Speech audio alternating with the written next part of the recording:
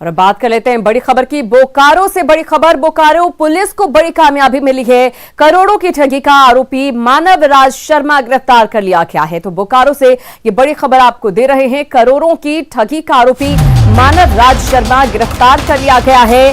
BSF का IG और DIG बनकर दरअसल ये ठगी करता था। तो मानव राज शर्मा गिरफ्तार कर लिया गया है, जो कि बीएसएफ का आईजी और डीजी बनकर ठगी किया करता था। नौकरी दिलाने के नाम पर इस पर ठगी करने का आरोप है। वहीं पुलिस ने बिहार के भागलपुर से दरअसल इसे दबोचा है।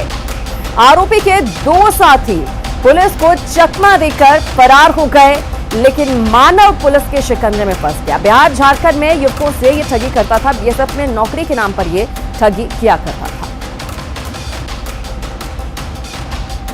और मांझी कांड के खुलासे के बाद झारखंड के डीजीपी ने बड़ा बयान दिया है। डीजीपी ने पूरे घटनाक्रम के बाद हो रही सियासत पर निशाना साधते हुए कहा कि किसी भी अपराध के अनुसंधान के लिए समय की जरूरत होती है। इसके साथ ही उन्होंने सीएम के काफिले पर हमले की निंदा की और कहा इस मामले में 76 आरोपियों के खिलाफ कार्रवाई की जाएगी। तो झारखंड के डीजीपी का बड़ा बयान, सीएम के काफिले पर हमला गलत है। डीजीपी ने कहा है हमले के बाद 76 आरोपियों पर मामला दर्ज किया गया और सबके खिलाफ कार्रवाई की जाएगी। इसके साथ ही उन्होंने सोशल साइट पर जस्टिस पर रांची कैंपेन चलाने वालों को भी कार्रवाई की चेतावनी दी है। राज्य के मुख्यमंत्री का काफिला रोककर पथराव करने की कोशिश करना, ये अपराध से जनित तो आक्रोश नहीं है। ये अपराध का आड़ में, उसके आड़ में कोई दूसरा प्रयोजन के लिए करने वाले एक कुकृत्य है और पूर्ण रूप से आपराधिक कृत्य है। और इस मामला में आप जानते हैं कि 76 नामजद अभियुक्तों के विरुद्ध कांड दर्ज है। 36 की गिरफ्तारी हो चुकी है, बाकी का भी गिरफ्तारी होगी। मैं तो सलाह यही दूंगा कि आप लोग जल्द से जल्द न्यायालय में आत्मसमर्पण कर ले जिनका नाम है, नहीं है तो फिर आपको पुलिस कार्रवाई का सामना करना पड़ेगा। स्पष्ट शब्दों में बताना चाहूँगा कि झारखंड पुलिस झारखंड में कानून व्यवस्था बनाए रखना, अपने नागरिकों का जान माल की रक्षा करने के लिए कृत संकल्पित है और इससे हम लोग कोई डिगा नहीं सकते हैं और कोई ताकत हम लोगों को ना डरा सकते हैं ना हम लोगों को काम में रोक सकते हैं। अगर कोई से भ्रम में हो तो वो लोग चेते। सड़कों पर गुंडागर्दी करके पुलिस के साथ उलझ के कानून व्यवस्था भंग करने वालों का हाथ पैर तोड़ दिया जाएगा। कुछ लोग आंसू बहाया, तो समझ में नहीं आता कि जब गुंडों का हाथ पैर नहीं तोड़ेंगे सड़कों पर नंगा नाच करने पर, क्या माला पहनाया जाएगा? पुलिस उसके लिए है। तो अगर इसके लिए जिसको आपत्ति है उनका मनसा क्या हो सकता है, आप लोग अपना खुद सोचें। और इधर रांची के ओर मांझी में युवती की हत्या के आरोपी शेख बेलाल और उसकी पहली पत्नी की सदर अस्पताल में मेडिकल जांच करवाई गई। दोनों का कोरोना जांच भी करवाया गया।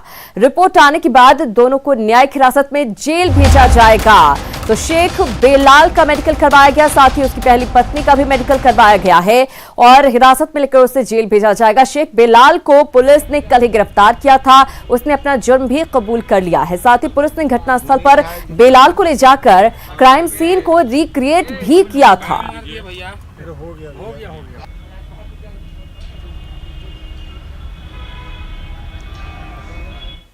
इधर रांची से बड़ी खबर मिल रही है। राज्य के पारा शिक्षक झारखंड मंत्रालय पहुंच गए हैं।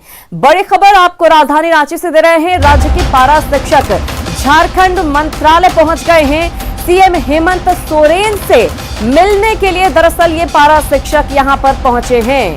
पारा शिक्षकों को झारखंड मंत्रालय के गेट पर रोक दिया गया है। दरअसल 17 जनवरी को सत्ता पक्ष के विधायकों के आवास पर भी इन्होंने प्रदर्शन करने की बात कही। वादा पूरा करो को लेकर करेंगे प्रदर्शन, ये कहा इन्होंने। 24 जनवरी को मंत्रियों के आवास पर भी ये प्रदर्शन करेंगे।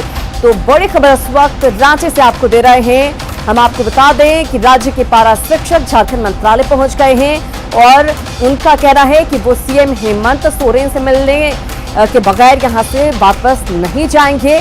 पारा शिक्षकों को दरअसल मंत्रालय के गेट पर ही रोक दिया गया है।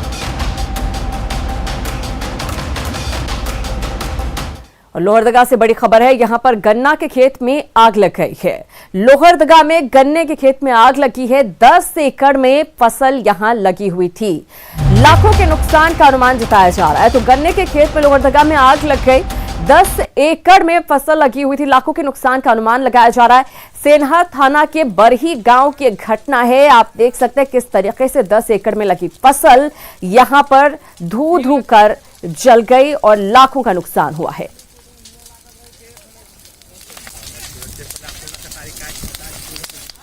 और झारखंड में प्रतिबंधित नक्सली संगठन टीएसपीसी को बड़ा झटका लगा है।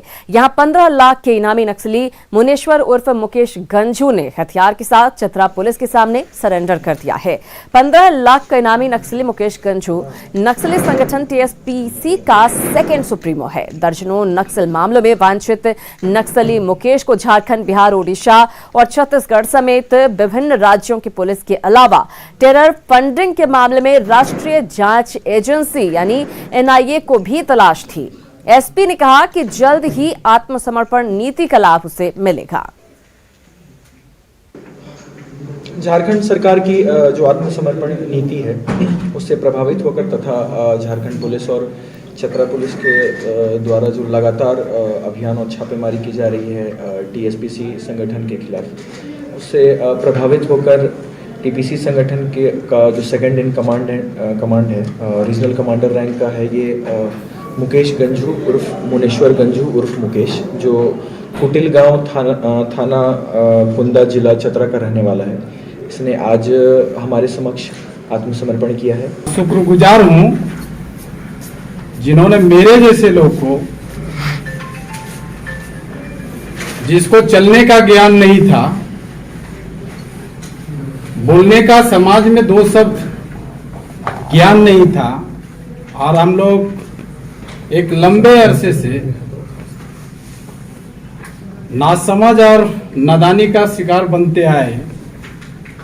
ऐसे लोगों के ऊपर रोशनी डाल करके आज समाज के सही मुखधारा पर लाने का कार्य किया।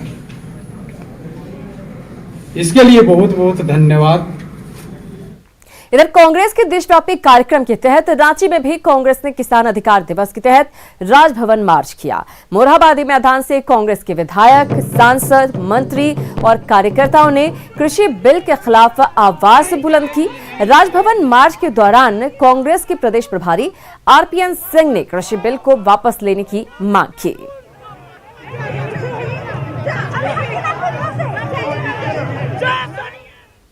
है इस विरोध को कहां तक ले जाकर पहुंचाना है, कैसे सफलता मिलेगी? जब तक तीनों कानून वापस नहीं लिए जाएंगे। हम लोग एक तरफ झारखंड में हम लोन माफ कर रहे हैं, दूसरी तरफ भारतीय जनता पार्टी अन्नदाताओं का कमर तोड़ रही है। जब तक कानून वापस नहीं लेगी हमारा धरना प्रदर्शन जारी रहेगा। और केंद्र और राज्य सरकारें भले ही उच्च शिक्षा को बढ़ावा देते हुए गरीब बच्चों को शिक्षित कर रोजगार से जोड़ने के दावे कर ले, लेकिन हकीकत इन दावों को मुंह चढ़ाती नजर आती है। उच्च शिक्षा का मजाक किस तरह उड़ाया जा रहा है, इसकी बानगी देखनी है तो आप चतरा आइए। यहां सिमरिया प्रखंड के इचाक कला गांव में बने आईटीआई कॉलेज में छात्रों का नामांकन तो किया जाता है लेकिन पढ़ाई नहीं होती। बिना पढ़ाए ही छात्रों को परीक्षा के लिए फॉर्म भरवा दिया जाता है और हद तो तब होती है जब बिना ज्ञान के ही छात्र परीक्षा में अच्छे नंबर से पास भी हो जाते हैं। 8 करोड़ की लागत से स्थापना के 4 साल बाद भी अब तक संस्थान में शिक्षक सहित किसी भी कर्मी की नियुक्ति तक नहीं हो सकी है। यहाँ रखे प्रायोगिक सामग्री जंग खा रहे हैं। छात्रों को उम्मीद थी कि आईटीआई कॉलेज खुलने से उनके लिए रोजगार के अवसर मिलेंगे, लेकिन शिक्षकों की कमी ने उनकी उम्मीदों पर पानी फेर दिया। इधर श्रम मंत्री ने जल्द ही कॉलेज में शिक्षकों की बहाली का भरोसा दिलाया है।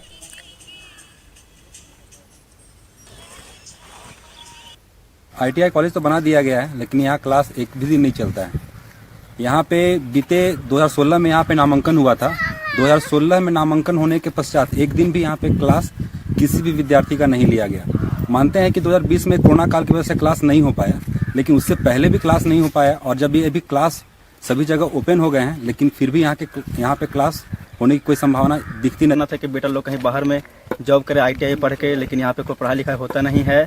प्लस में यहाँ पे सामान है जो सब जंग खा रहा है और मतलब कुछ नहीं हुआ है, सिर्फ फॉर्म और एडमिशन और एग्ज़ाम हुआ है और ऐसी डिग्री दे रहा है। ये नियमावली में हम लोग सब विभाग के स्तर से करके माननीय मुख्यमंत्री यहाँ भेजे हैं और पहले तो GPC करेगा, तो जैसे ही राज्य सरकार के द्वारा बाली कदम उठाया जाएगा उसके बाद सभी गरीब पर सब भरा।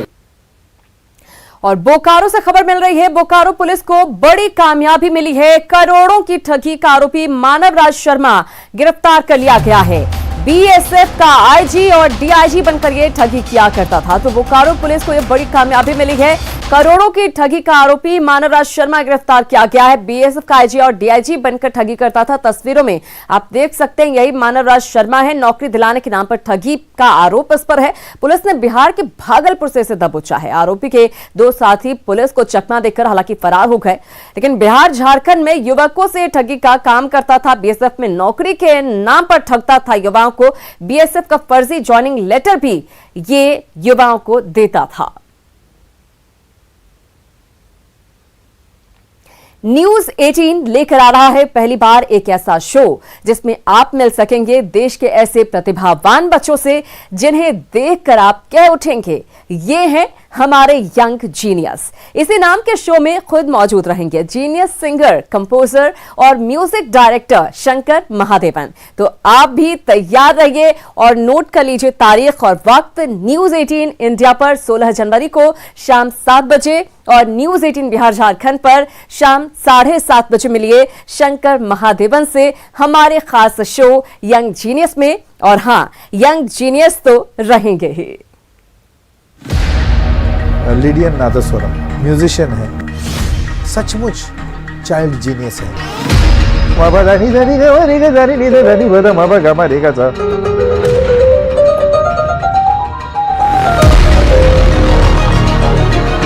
What a pleasure it is.